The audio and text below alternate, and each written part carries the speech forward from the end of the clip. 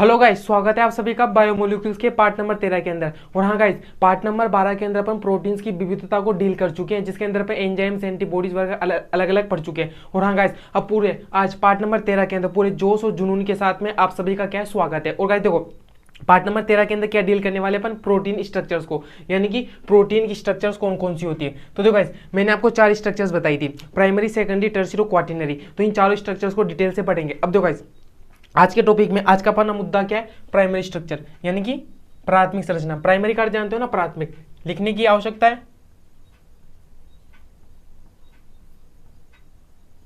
तो primary structure यानी कि प्राथमिक संरचना, देखो भाई, इसके अंदर कुछ भी नहीं होता है, एक रोड आकार की स्ट्रक्चर होती है। प्राइमरी स्ट्रक्चर क्या होती है, एक रोड के आकार की स्ट्रक्चर होती है। जैसे मैं यहाँ पे बना के बताता हूँ आपको, एक रोड आकार की स्ट्रक्चर होती है। जैसे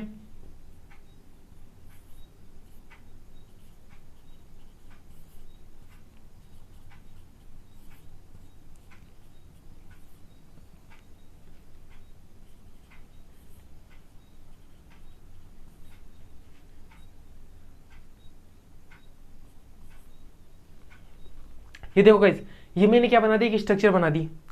ये मैंने क्या बना दी, एक स्ट्रक्चर बना दी। और लंबी है और रोड आकार की स्ट्रक्चर होती है, इसे क्या बोलते हैं, प्राइमरी स्ट्रक्चर बोलते हैं। तो प्राइमरी स्ट्रक्चर के अंदर आपको क्या क्या रखना है, लंबी रोड आकार की स्ट्रक्चर होती है, समझ में क्या। तो लंबी रोड आकार की स्ट्रक्चर होती है, और किधर से किधर की ओर होती है। इसमें अमीनो अम्ल का सीक्वेंस क्या होता है। तो देखो गाइस, अमीनो अम्ल का जो क्रम होता है, यानी कि सीक्वेंस जो होती है, श्रृंखला होती है, वो किधर से किधर की तरफ होती है, एन सिरे से। एन सिरे का अर्थ क्या होता है, NH2 से, NH2 से कार्बन सिरे की ओर, यानी कि COOH की तरफ होती है। कार्बन सिरा यानी कि COH होता है। अब देखो, इधर तो एन सिरा क्यों रहा है, इधर कार्बन वाला सिरा क्यों रहा, आपका उसका रीजन पता होना चाहिए। गाइस, मैंने पेप्टाइड बॉन्ड का फॉर्मेशन बताया था। पेप्टाइड बॉन्ड का फॉर्मेशन वो वाली जो वीडियो थी, वो तो इनिशियल के अंदर ही मैंने डाल दी थी, यानी कि स्टार्टिंग के कोई तीसरे या चौथे नंबर के लेक्चर के अंदर आ गई थी कि पेप्टाइड बॉन्ड का फॉर्मेशन कैसे होता है, तो उसके अंदर बताया था। तो देखो गाइस, मैं यहाँ पे बता देता हूँ कि क्विकली कि पेप्टाइड बॉन्ड का फॉर्मेशन देखो, अल्फा कार्बन है, यहाँ पर एक एल्काइल ग्रुप है, यहाँ पर एक हाइड्रोजन है, और इधर क्या है भाई, NH2 है, और इधर COOH है। और एक दूसरा इधर है, अल्फा कार्बन है, इधर COOH है, इधर हाइड्रोजन है, इधर एल्काइल ग्रुप है, और इधर क्या है, NH2 है। तो देखो गाइस, अब इधर क्या होगा, इसका तो OH और इसका जो एक हाइड्रोजन होता है वो जल बना के बाहर निकाल देगा। जल बना के बाहर निकाल देगा तो पेप्टाइड बॉन्ड बना। अब पेप्टाइड बॉन्ड बना तो इधर तो कौन सा सिरा रह गया, NH2 सिरा रह गया, और इधर कौन सा सिरा रह गया, कार्बन वाला सिरा रह गया। तो जिस वजह से अमीनो अम्ल का क्रमिक सीक्वेंस किधर से किधर की तरफ होता है, एन सिरे से कार्बन सिरे की होता है। क्योंकि इधर जो एक पेप्टाइड बॉन्ड, एक क्या है, अमीनो अम्ल, तो एक अमीनो अम्ल का तो कौन सा हो जाता है, NH2 वाला सिरा फ्री रहता है, क्योंकि उसका COH वाला समूह क्या कहता है, बॉन्ड बनाने के अंदर काम आता है। दूसरे का जो NH2 वाला समूह काम आ जाता है, लेकिन COH समूह क्या रहता है, फ्री रहता है। तो एन सिरे से कार्बन सिरे की तरफ रहेगा ना, क्योंकि ये वाले दोनों समूह तो अंदर क्या आ जाते हैं, बॉन्ड बनाने के काम आ जाते हैं। जिस वजह से क्या होता है गाइस, एन सिरे से कार्बन सिरे की ओर होता है। अब देखो गाइस, एन सिरे से कार्बन सिरे की ओर होता है, इतनी बात क्लियर। दूसरी बात क्या है, इसके अंदर बॉन्ड कौन से पाए जाते हैं, पेप्टाइड बॉन्ड, क्योंकि अभी तो क्या इनिशियल लेवल के ऊपर है, अभी तो क्या स्टार्टिंग लेवल के ऊपर, क्योंकि प्राइमरी स्ट्रक्चर पढ़ रहे हैं, तो प्राइमरी स्ट्रक्चर पढ़ रहे इनिशियल लेवल के ऊपर, तो यहाँ इसके अंदर क्या पाई जाएंगे, केवल केवल और केवल पेप्टाइड बॉन्ड पाए जाते हैं। और यहाँ से कई बार क्वेश्चन भी बन चुका है गाइस, नीट जैसे कॉम्पिटिटिव इतना हाई लेवल का एग्जाम है, उसके अंदर भी इतना यहाँ से इतनी इजी क्वेश्चन बन जाता है कि प्राइमरी स्ट्रक्चर के अंदर कौन सा बॉन्ड पाया जाता है, तो क्या आपको क्या करना, पेप्टाइड बॉन्ड पाया जाता है। अभी प्राइमरी स्ट्रक्चर में कौन सा बॉन्ड पाया जाएगा, पेप्टाइड बॉन्ड पाया जाएगा। अब देखो, ये मैंने एक सीक्वेंस ली, रोड आकार की स्ट्रक्चर बनी। अब देखो गई, इसके अंदर पता है क्या, अगर आपको स्टार्ट करना है तो किधर से करना है, इधर से स्टार्ट करोगे। इसे अगर नंबरिंग करोगे तो नंबरिंग के अंदर इधर से स्टार्टिंग मत करना, क्योंकि मैंने क्या बोला था, अमीनो अम्ल का क्रम श्रृंखला एन सिरे से, क्या बोला मैंने, एन सिरे से कार्बन सिरे की ओर। तो एन सिरा इधर से स्टार्ट है ना, तो 1 नाम ही से देंगे। तो एन इधर से स्टार्ट है ना, तो ये 1 नंबर पे आ जाता है, ये 2 नंबर पे आ जाता है, ये 3 नंबर पे आ जाता है, ये 4 नंबर पे आ जाता है, ये 5 नंबर पे आ जाता है, और ये इधर 6 नंबर पे आ जाता है। 6 नंबर पे तो कौन सा आ जाता है, इस कार्बन आ जाता है। बात क्लियर, क्योंकि उधर क्या करना है, एन सिरे से स्टार्ट करना है आपको, उधर क्या करना है, एन सिरे से स्टार्ट करना है। अब जैसे देखो, अब आर्जिनिन को 1 नंबर मिला, यानी कि इससे क्या पता चलता है कि आर्जिनिन पहले नंबर पे, मिथोनिन दूसरे नंबर पे, सिस्टीन तीसरे नंबर पे, ल्यूसीन चौथे नंबर पे, और आइसोल्यूसिन 5 नंबर पे।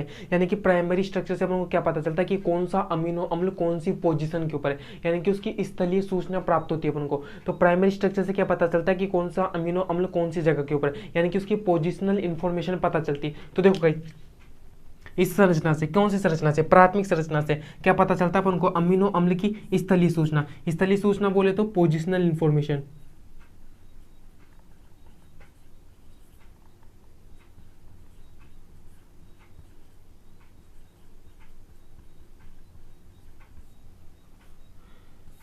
क्या पता चलती गाइज, अमीनो अम्ल की स्थलीय सूचना यानी कि पोजिशनल इंफॉर्मेशन प्राप्त होती है। समझ में गाइज। अब देखो मैं साइड में जाता हूँ, आप क्या ले लो, इसका स्क्रीनशॉट ले लो, ले लिया गाइज स्क्रीनशॉट। अब देखो गाइज स्क्रीनशॉट मान लिया आपने, प्राइमरी स्ट्रक्चर समझ में आ गया। प्रोटीन कुछ भी नहीं होता कि प्रोटीन के अंदर रेखियत यानी कि एक रोड आकार की स्ट्रक्चर होती है। अगर श्रृंखला कम देखना तो इन सीरीज से कार्बन सीरीक्यूल देख लो, बॉन्ड कौन से पाए जाते हैं, पेप्टाइड बॉन्ड पाए जाते हैं, और अमीनो अम्ल की स्थलीय सूचना यानी कि पोजिशनल इन्फॉर्मेशन प्राप्त होती है। स्क्रीनशॉट ले लिया। अब देखते हैं गाइज, अपन चलते हैं सेकेंडरी स्ट्रक्चर के ऊपर। तो देखो गाइज सेकेंडरी स्ट्रक्चर यानी कि द्वितीयक संरचना। प्राइमरी स्ट्रक्चर कंप्लीट, अब बात करते हैं सेकेंडरी स्ट्रक्चर की। तो देखो गाइज सेकेंडरी स्ट्रक्चर के अंदर पता क्या होता है, स्थानीय घुमाव हो जाते हैं। यानी कि यहाँ पर क्या होता है, देखो प्राइमरी स्ट्रक्चर में तो केवल क्या था, पेप्टाइड बॉन्ड था, पेप्टाइड बॉन्ड बन गया। अब पेप्टाइड बॉन्ड तो बन जाता है, लेकिन उनके अंदर क्या हो जाता है, हाइड्रोजन बॉन्डिंग होने लग जाती है आपस में। क्या होने लग जाता है, हल्का हल्का सा अट्रैक्शन होने लग जाता है, यानी कि हाइड्रोजन बॉन्डिंग होने लग जाती है। तो हाइड्रोजन बॉन्डिंग होती है ना, तो जिस वजह से प्रोटीन क्या होता है, थोड़ा हल्का हल्का सा जगह जगह पर घूम जाता है, यानी कि स्थानीय घुमाव हो जाती है, लोकलाइज्ड फोल्डिंग हो जाती है। तो सेकेंडरी स्ट्रक्चर के अंदर क्या होती है कि जो प्रोटीन होता है ना, उसकी लोकलाइज्ड फोल्डिंग होती है, यानी कि स्थानीय घुमाव होते हैं। स्थानीय घुमाव किस वजह से होते हैं,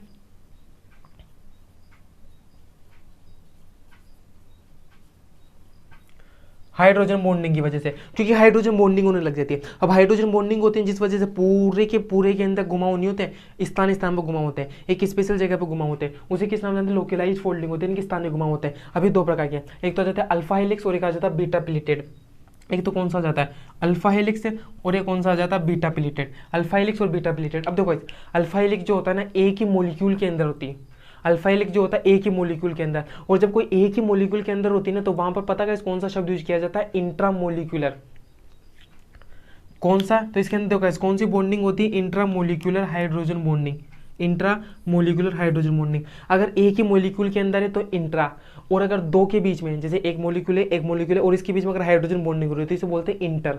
दो के बीच में तो इंटर, एक ही के बीच में तो इसे बोलते हैं इंट्रा। गाइस दोनों के अंदर बहुत ज्यादा डिफरेंस है, दोनों को समझ लेना। इंट्रा और इंटर के अंदर गाइस, इनके अंदर बच्चों को है ना बहुत ज्यादा कंफ्यूजन होता है गाइस। सो गाइज मैं नहीं चाहता कि आपके अंदर कोई भी कंफ्यूजन है। अगर गाइज आपके अंदर कंफ्यूजन रहेगा, डाउट पे तो आएगा, तो गाइज फिर क्या बहुत सारे डाउट्स होते जाते हैं। अगर एक डाउट पनपने लग जाता है तो धीरे धीरे फिर क्या हो जाता है, बहुत सारे डाउट्स हो जाते हैं। तो बायोलॉजी कम, उनके अंदर क्या होते हैं, डाउट ज़्यादा होते हैं, तो फिर उन्हें क्या होता है कि सब्जेक्ट से प्रेम नहीं होता। और गाइज अगर आपको सब्जेक्ट के प्रति प्रेम में लग रहे हैं तो गाइज आपको इतना आनंद आएगा बायोलॉजी पढ़ने के अंदर जिसकी हद नहीं है। और गाइज बाकी हम तो पढ़ा रहे हैं, और गाइज हमारी यही इच्छा रहती है कि आपका कोई भी डाउट ना रहे। और गाइज अगर फिर भी आपका डाउट रहता है, गाइज हमारी तो पूरी इच्छा है कि हम तो पूरा अच्छे से एक्सप्लेन करते हैं। आई होप आपको समझ में आता होगा। और गाइज बहुत सारे बच्चों के कमेंट देख के भी हमें भी उत्साह मिलता है कि गाइज समझ में आ रहा है, सर टीचर समझ में आ रहा है, आपके जैसा कोई नहीं समझाते। लेकिन गाइज देखो फिर भी अगर आपका कोई हल्का फुल्का सा कोई डाउट रह जाता है, कोई चीज़ समझ में नहीं आई, तो गाइज मैंने आपको मेरे व्हाट्सअप नंबर दे रखे हैं। गाइज आप मुझसे डायरेक्टली व्हाट्सअप पे बातचीत कर सकते हो।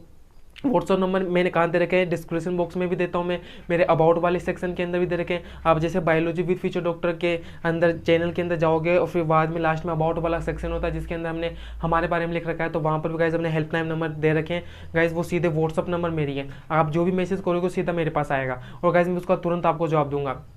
समझ में गाइज, तो गाइज आप अपना डाउट्स वहाँ पर डाल सकते हो, नीचे कमेंट बॉक्स में डाल सकते हो। गाइज कमेंट बॉक्स में भी जवाब देते हैं हम, आपको हर जगह जवाब देते हैं, हम हर जगह एक्टिव रहते हैं। क्योंकि गाइज हमने क्या बोला, आपकी सफलता अब आपका ही नहीं केवल हमारा भी लक्ष्य है। क्या बोला मैंने कि आपकी सफलता अब आपका ही नहीं हमारा भी लक्ष्य है, इसलिए हम इतने डेडिकेशन से काम करते हैं गाइज। तो देखो अल्फा हेलिक्स तो क्या होता है, इंट्रामोलिकुलर हाइड्रोजन बॉन्डिंग होती है, और बीटा प्लीटेड दो के बीच में होती है, तो उसके लिए कौन सा टर्म यूज किया जाता है, इंटर। तो यहाँ पर क्या आ जाता है guys, inter molecular hydrogen bonding होती है। जैसे देखो ये एन सीरीज से कार्बन सीरीज की तरफ, एन सीरीज से कार्बन सीरीज, और इनके बीच में क्या होती है, इंटर मोलिकुलर हाइड्रोजन बॉन्डिंग होती है। जैसे पेंट होती है, पेंट को अपन क्या करते हैं, प्रेस रख करके अच्छे से घड़ी डालते हैं ना, ऐसी स्ट्रक्चर होती है बीटा प्लेटेड। और देखो अल्फा हेलिक्स का एग्जाम्पल क्या याद रखना आपको, अल्फा की रेटिन, और बीटा प्लेटेड का एग्जांपल याद रखना क्या है, सिल्क फाइब्रोइड। नीचे दिख रहा है, हाँ गाइस दिख रहा है, सिल्क फाइब्रोइड। और अल्फा हेलिक्स का एग्जांपल क्या करना, अल्फा केराटिन। देखो स्ट्रक्चर से देखो, जैसे एएनसी रहता है, अब देखो गाइस ये घुमा हो गया ना, घूम गया ना। प्राइमरी स्ट्रक्चर तो कैसी थी, एक रोड आकार की स्ट्रक्चर थी, लेकिन सेकंडरी स्ट्रक्चर में क्या हो जाती है, स्थान स्थान में घुमा हो जाती है। ये देखो ये घूम गया, ये देखो ये तो कौन सा होता है, बीटा प्लेटेड हो जाता है और ये घूम जाता है। और एन सीरीज स्टार्ट करना है और कार्बन सीरीज के ऊपर तो खत्म करना है, ये तो अपन स्टार्टिंग के अंदर पढ़ चुके थे। अब देखो नोट पॉइंट क्या है कि जो सजीव तंत्र होता है ना, उसके अंदर केवल क्या पाया जाता है, राइट हैंडेड हेलिक्स पाया जाता है। तो सजीव तंत्र के अंदर क्या पाया जाता है, केवल राइट हैंडेड हेलिक्स पाया जाता है। देखो right handed left handed card क्या होता है, यानी कि देखो गाइस क्या होता है, यानी देखो गाइस क्या होता है कि जो सेकेंडरी स्ट्रक्चर के अंदर जो प्रोटीन घूमता है ना, वो पता कैसा घूमता है, यूं राइट हैंडेड घूमता है।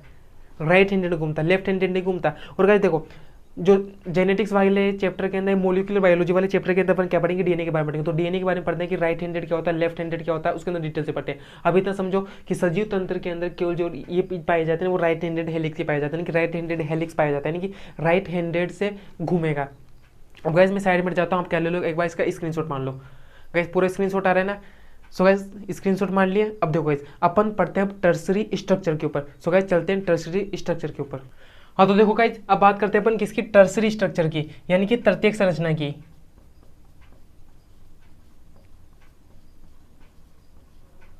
टर्सरी का अर्थ क्या होता है, तृतीयक संरचना। और प्राइमरी और सेकेंडरी पढ़ी ली। अब देखो गाइस टर्सरी स्ट्रक्चर के अंदर पता क्या होता है कि जो प्रोटीन होता है ना वो पूरा का पूरा ही घूम जाता है।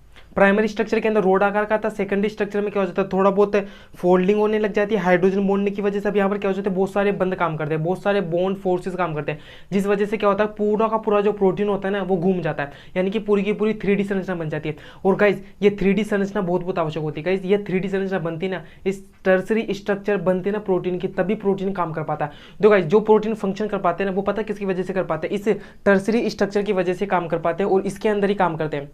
प्राइमरी सेकेंडरी के अंदर काम नहीं कर पाते। तो देखो टर्सरी स्ट्रक्चर के अंदर क्या होता है कि पूरे के पूरे प्रोटीन की क्या बन जाती है, 3D संरचना हो जाती है, यानी कि संपूर्ण प्रोटीन क्या हो जाता है, फोल्डिंग हो जाती है, यानी कि पूरे के पूरे प्रोटीन के अंदर फोल्डिंग होती है। क्योंकि देखो प्राइमरी के अंदर थी नहीं, वहां पर केवल रोड आकार की स्ट्रक्चर थी, पेप्टाइड बॉन्ड था। सेकेंडरी स्ट्रक्चर के अंदर क्या हो जाती है, लोकलाइज फोल्डिंग होती है, लेकिन यहाँ पर पूरा का पूरा प्रोटीन फोल्ड हो जाता है। मेन बात समझो, तीनों के अंदर डिफरेंस समझो। तो जब संपूर्ण प्रोटीन क्या हो जाता है, फोल्ड हो जाता है, तो उसे क्या बोलते हैं, टर्सरी स्ट्रक्चर। अब यहाँ पर देखो टर्सरी स्ट्रक्चर के अंदर ना बहुत सारे बंद काम करते हैं, बंद यानी कि बॉन्ड या फोर्सेज।